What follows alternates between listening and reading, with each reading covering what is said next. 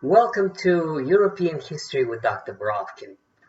Uh, my dear subscribers, I told you that once in a while I'm going to do personal narratives, which is not formal presentations based on historical facts and analysis as I have done on the Russian Revolution and Stalinism and so forth. This one is one of those personal stories that really stuck in my mind, and one could call it reminiscences about the war. And specifically in France. So the personal narrative is that in the 1990s, when I was a professor at Harvard, I used to have very long vacations, as professors have this privilege of 3 months, sometimes even 4 months vacations, basically from the end of May to mid-September. And every summer we used to go to France. And one of these days I thought that it would make sense to buy a house there. And I did. And I bought a house in a small French village in what today is called Occitanie, which is the south of France, but not exactly at the very southern, not at the Mediterranean coast. The village is, let's say, it's the Département de Lot, which is in the valley of Dordogne River. And it's a beautiful area of France with chateaus and vineyards and rivers and lakes and promenades in the forest and endless visits to all kinds of castles. And especially the best part was the degustation, the degustation or tasting of wines in the local area. So it was actually a fantastic time. And in a little village, you get to know just about everybody, especially if you speak French. And the French are very welcoming, especially those that do speak French. And there are a lot of English speakers there, mostly from Britain, and they don't speak French. And they just, the French really get really upset with them because they say, why can't they learn to say merci instead of saying thank you, thank you? But in any case, I got to know everybody pretty much in that little village, and especially when you go to the church, and if you speak French, and if you patronize local uh, uh, bakery, etc. So this is the story of the people that I met there. And as you will see, it's quite dramatic and unforgettable in many ways. So one of these days when I was in the church, I got a note from a lady who came up to me and said that we were invited for a dinner. Just so that you know the French customs, dinner invitation doesn't come easy, doesn't come over time. Most of the time, people socialize if they invite somebody for what they call apéritif, which is 5 o'clock. The British have tea, but the French have apéritif, which is drinks. Basically, it's cocktails. Sometimes it's wine, sometimes it's cocktails. And the rule basically is that if you're invited for aperitif, you come and you stay for about an hour, and then you're expected to leave, and that's a kind of a chat in the yard, sometimes in the backyard, sometimes in the living room, whatever the conditions may be. But a dinner is something that follows after aperitif, and as I said, to get a dinner invitation is quite an honor. So this lady came up to me and said that she was very interested to know more about my profession, which is I was a professor at Harvard at that time teaching history, and she wanted to meet us. And so it was great. I said thank you, and in the evening we went to this house of this local French resident. His story is most fascinating, and this is why I'm actually making this video. Little by little, we started talking about the past, and as it is my habit, when I talk to people, I always ask them about history. And of course, as I'm a historian, I'm very interested in personal narratives, and this is one of them. So this gentleman told me that during the war, and nobody had to remind which war, it was obviously World War II, but the French call it l'année terrible, the terrible years of the French occupation. He was living in that same village, and for those of you who don't know, France was divided into two parts, and the north was occupied by the Germans, so there was occupation of Paris, and the north were German direct rule, But in the south, it used to be a so-called Vichy government, which was basically a French government under the thumb of the Germans, and they pretty much were the allies, or the reluctant allies, or the satellites, or the vassals who had to do what the Germans told them to. But then in 1942, at the end of 42, the Germans occupied the rest of France, and then this area as well was occupied by the German troops, but they had not many personnel. They had personnel problems, and they just couldn't put a German garrison in every village. So they just basically put it in the larger towns. But in the villages, once in a while, it would be just a convoy of trucks. In other words, there was no permanent presence of the Germans in that particular village. In any case, this gentleman told me that one day he received a summons from the French government, the Vichy government, that said that he had to go to Germany to work, and he had to appear at a certain place in a certain time, and then he would be sent to Germany.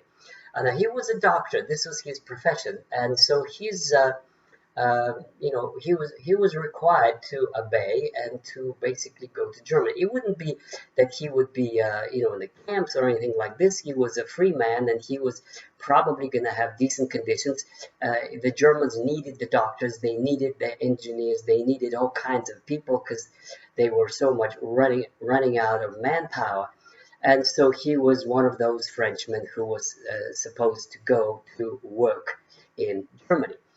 Well, and then he told me that it was a choice he had to make.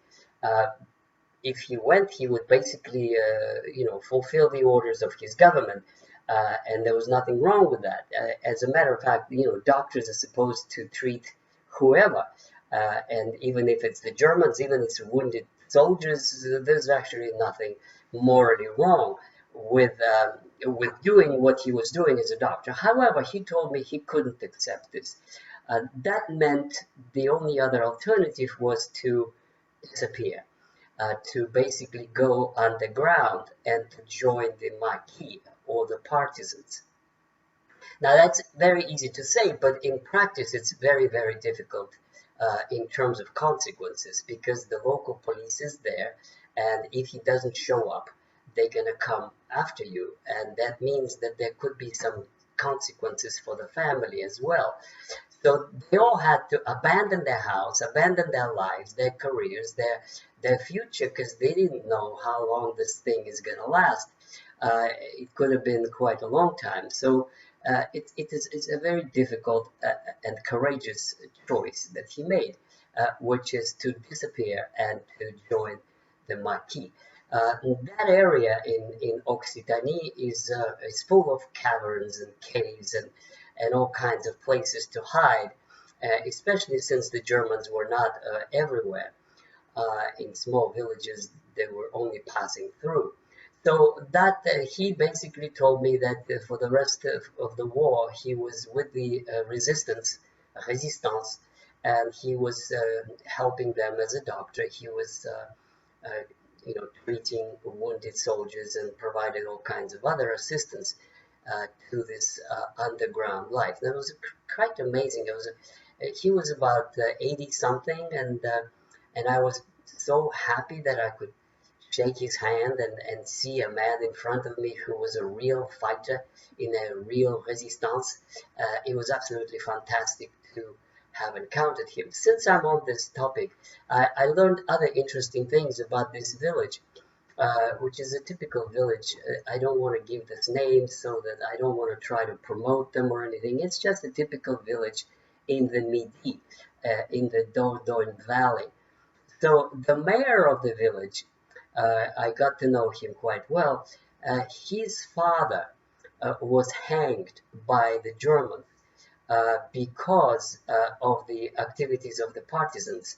I don't know what specific charge there was this kind of retribution for something, but that was the story that everybody knew in that village, was that the mayor of the father was a mayor during the war, and then something must have happened that the Germans felt very upset, and that in reprisals, they hanged the mayor of the village, and his son was proudly the mayor in the time that I was there, which was in the 1990s. And finally, just one other touching story of the people in this teeny French village in the middle of nowhere. This was another man that I got to know quite well in these endless aperitifs and cookouts and friendly conversation that I miss so much. And he was half Jew, and his mother was Jewish, and his father was French. And the story that he told me was that they were in Paris at the time the war started, and very quickly the Germans took Paris, as we all know, and he was on the train among those 30,000 French Jews that were shipped to Germany. And this was his life-shattering experience that he could never forget. And he kept repeating the story to me. In other words, he was a 13-year-old boy or 12 or something like that on the train with his mother that was of Jews shipped to Germany. But then his father had some connections with the Socialist Party, very powerful ones at the very, very top. And he, asked important people to do something. In any case, in the train before it left Germany, they were taken off the train. So it must have been very powerful connections to be able to prevail in this matter. And he was taken off, and he survived. And of course, this means that it's a trauma for the rest of his life. That he managed to be saved, and everybody else who went there wound up dead in Auschwitz or some other camp. So this is another incredible story that I miss so much, this village and these people, and the great time I was there. And I will tell you more stories from a different location, because I love coming to France and meet these wonderful and friendly people. Thank you. I hope you subscribe for my personal narratives. Bye.